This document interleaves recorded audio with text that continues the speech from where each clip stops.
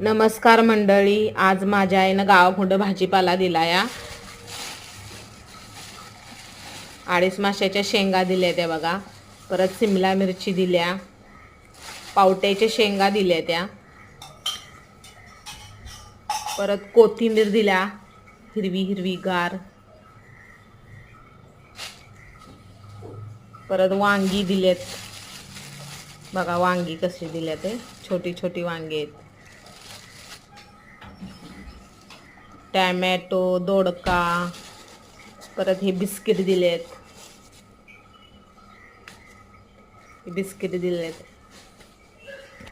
परत हे तांदळाचं पीठ दिलं या,